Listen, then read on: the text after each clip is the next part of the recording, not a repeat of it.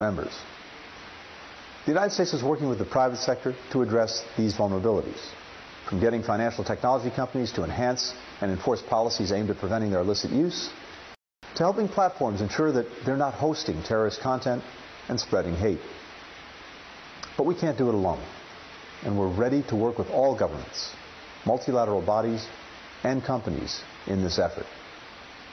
Minister Jaishankar, fellow council members, as we reflect on the immeasurable loss of 26/11, let it be a reminder to all of us of our unfinished work in holding accountable the perpetrators of its horrors and averting future terrorist attacks like it on any of our people, anywhere. Thank you.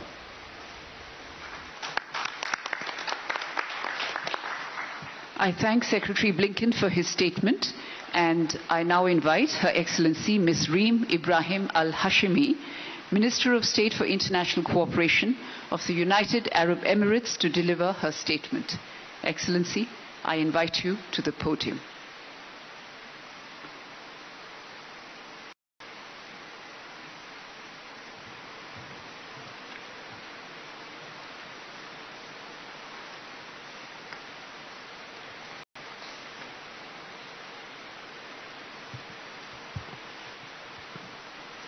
Excellencies, dear friends and colleagues, I'd like to thank the Government of India for hosting us and organizing this meeting.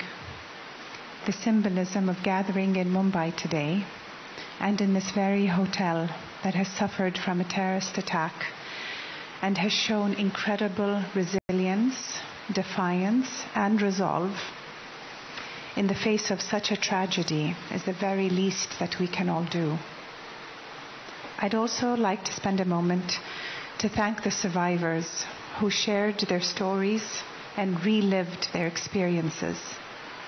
These are deeply human experiences, and to truly honor you, we must commit to doing more in the fight against terrorism and extremism.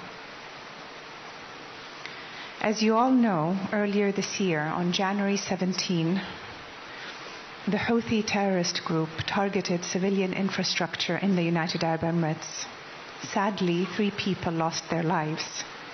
So whether in India or Brussels, as we've heard from Ms. Chapekar, or the United Arab Emirates, terrorism knows no borders and shatters lives indiscriminately. Dear friends, let us use this opportunity and honor the victims and survivors of terrorism by mobilizing our political will and technical capabilities at the national, regional, and multilateral level to truly address this evil. We've been invited here to reflect on local and regional perspectives on countering the scourge.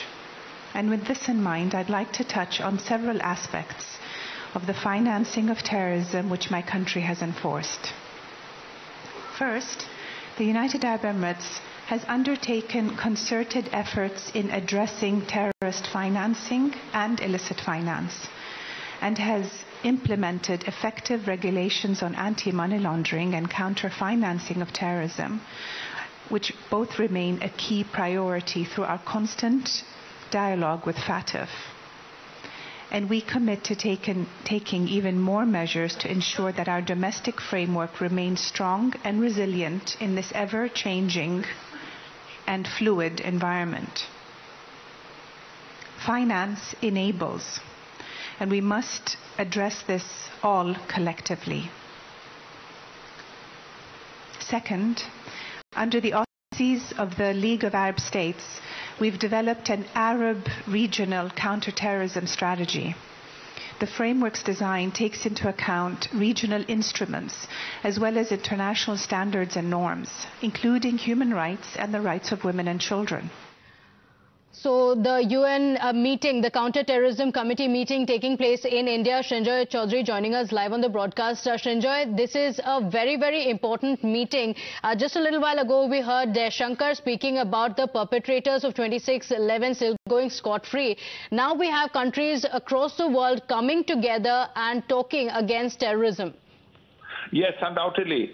The fact that 26/11 has happened is not been forgotten by the United Nations Security Council. The fact that people have not been brought to justice has not been forgotten by the United Nations Security Council. The world still remembers that people from many countries were killed in that attack. And not just Indians, but Americans, Brits, Israelis, lots of other countries. So now, even today, we still need to bring people to justice. It's nearly 14 years. And yet, there is one country, Pakistan, which has actively stopped the perpetrators being sent to India or being tried in Pakistan, which is why they are free men doing whatever they wish to do. And the few attempts that have been made to try and stop them, 6/11 Memorial Site, we salute their valor and resolve. We all recall that the victims included ordinary Mumbaikars going about their daily lives at the Chhatrapati Maharaj Terminus railway station, the patients, doctors and nursing staff at the Kama Hospital, the guests and staff of the Taj Mahal Palace Hotel, of Cafe Leopold and the Oberoi Trident Hotel, the Chabad House where baby Moshe's parents were killed, and innocent bystanders on the streets. It was not just an attack on Mumbai, but an attack on the international community. Nationals of specific countries were identified before being murdered. As a result, the commitment of each and every member state of the United Nations to combat terrorism stood publicly challenged. Since then, we have endeavored to bring the masterminds and the perpetrators of this attack to justice. This task remains unfinished. Therefore, the coming together of the UNSC's Counter-Terrorism Committee to this venue is both special and significant. I thank all members of the Security Council and other member states who have joined us today in an expression of solidarity. Together, we should send out the message that the international community will never give up on holding terrorists accountable and delivering justice. 2016 will never, ever be forgotten. Thank you, Minister Jaishankar, for convening this important meeting and for India's leadership on terrorism and counterterrorism. Not only is the chair of the United Nations 1373 Counterterrorism Committee, but also of the 1988 Taliban Sanctions Committee, as well as the robust engagement in the 1267 Committee on ISIL and Al-Qaeda. As we mark 14 years since the horrific attacks of November 26th, we join people in India and around the world in mourning the lives lost.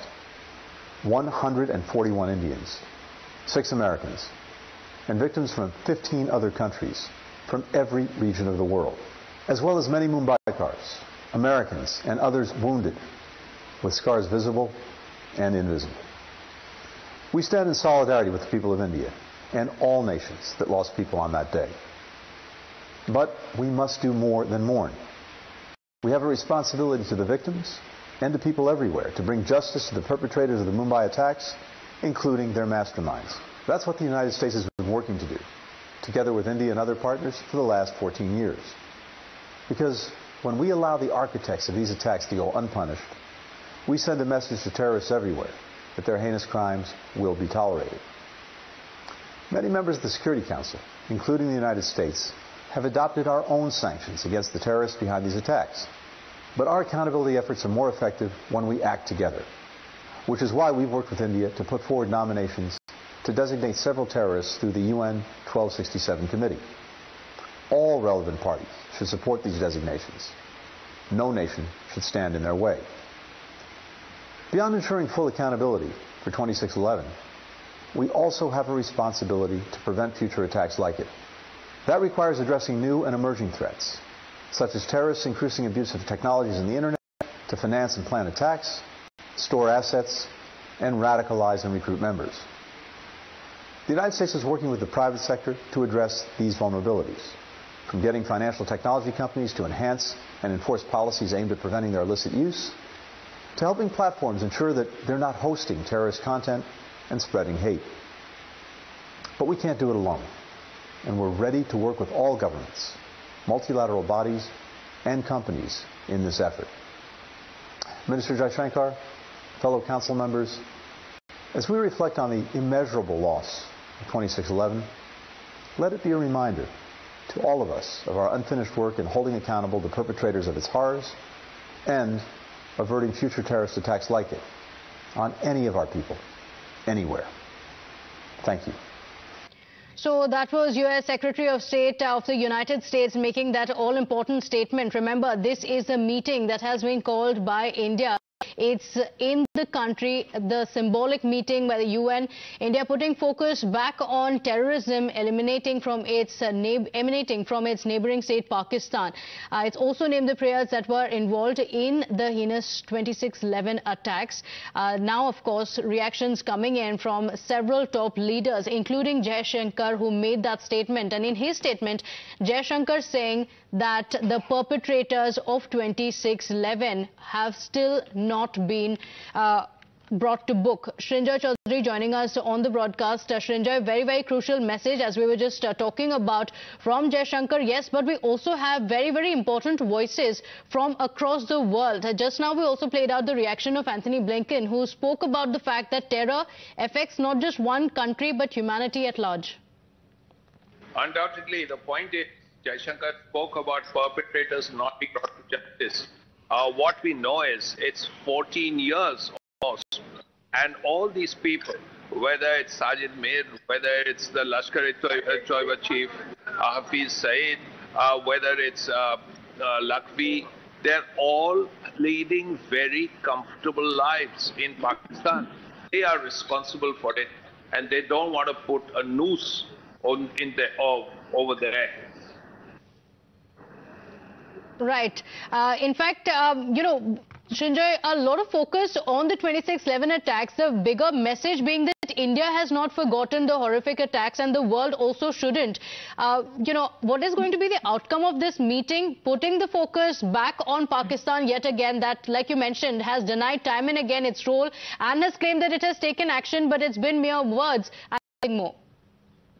Well, let the world know that terrorism continues and the perpetrators of all these crimes, these terrible crimes, are at large. That's right. That's a clear message that will go out. That it's 14 years since 2011 and no one, not a single person, has been brought to justice. The world will know after this meeting, after tomorrow evening, what the situation actually is and what kind of atmosphere all Indians have to live in. Because terrorism is right around the corner. It's just across the border. It's not something India has forgotten. It's not something the world should forget. Absolutely. In fact, let's play out that audio yet again that was played in this somber meeting of the audio clip where Sajid Mir is seen directing the terror attack. Listen in. Now I would like to apprise you with the intrigue surrounding Sajid Mir, one of the perpetrators of Mumbai terror attacks. In this voice clip which you are going to hear, he can be heard directing the assailants at Sabad House.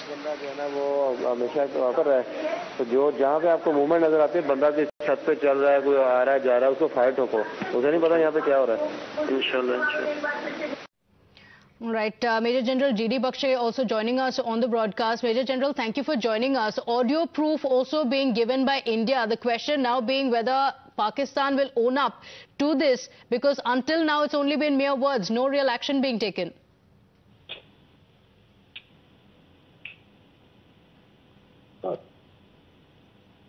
Yes, Major General.